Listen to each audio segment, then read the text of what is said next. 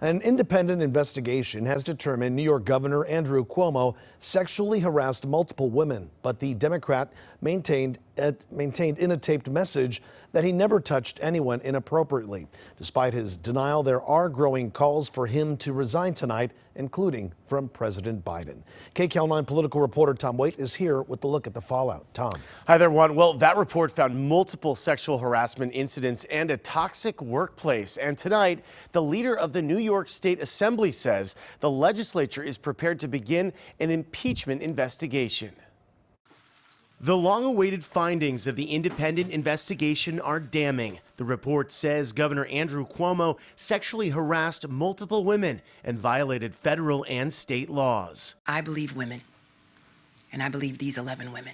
The office culture in Governor Cuomo's executive chamber is pointedly described as toxic, hostile, abusive, and vindictive. Governor Cuomo sexually harassed multiple women by engaging in unwanted groping, kisses, hugging, and by making inappropriate comments.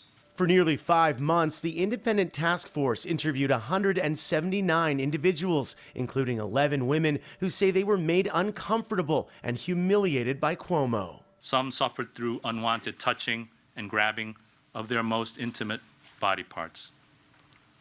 Others suffered through repeated, offensive, sexually suggestive, or gender-based comments. The 165-page report lays out a pattern of substantiated and corroborated incidents in painstaking detail, including new allegations Cuomo sexually harassed a female state trooper on his security detail, saying Cuomo ran his hands or fingers across her stomach and her back and kissed her on the cheek. In late 2020, another woman, identified as executive assistant number 1, was subjected to intimate hugs, kisses on the cheeks and lips, and on one occasion, the governor, quote, reached under her blouse and grabbed her breast. Today, Cuomo remained defiant, releasing a taped statement. I never touched anyone inappropriately or made inappropriate sexual advances. That is just not who I am. Charlotte Bennett was a former aide. Last year, as the governor and Bennett discussed her experience as a sexual assault survivor, Cuomo kept repeating, quote, you were raped and abused and assaulted, making her feel as if he was testing her. I have heard Charlotte and her lawyer, and I understand what they are saying. But they read into comments that I made and draw inferences that I never meant. CBS Evening News anchor Norah O'Donnell spoke exclusively with Bennett. The governor admitted that he asked you questions that he doesn't normally ask people because you told him you're a survivor of sexual assault. Do you think he's gaslighting you? Absolutely.